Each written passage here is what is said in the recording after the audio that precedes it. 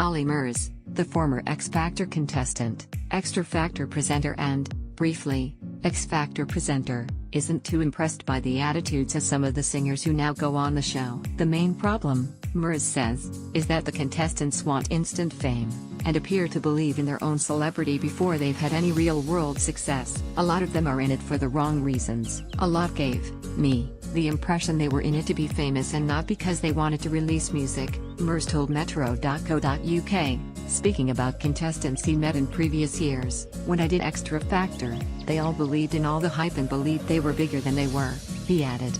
You've got to remember it's X Factor, the biggest show on TV, but when you come off the show you're not anyone. You've had one single, or not even got a single. Now prove to people you're a real deal.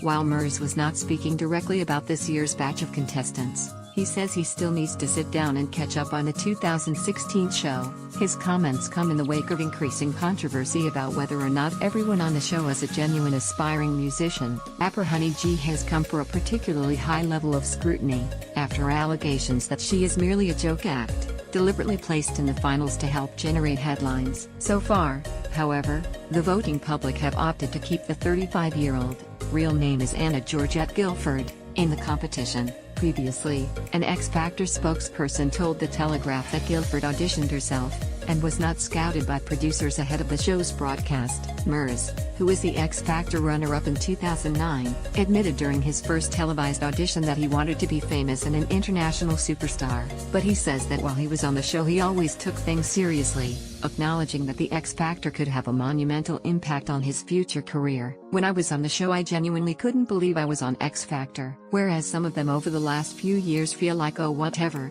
X Factor's like whatever, Murs said. No, it's the biggest thing that's ever happened in your life. It was the biggest thing that ever happened in my life. Even now, I just felt some people just didn't appreciate it enough. Murs' fifth album, 24 DRS, is released on November 11.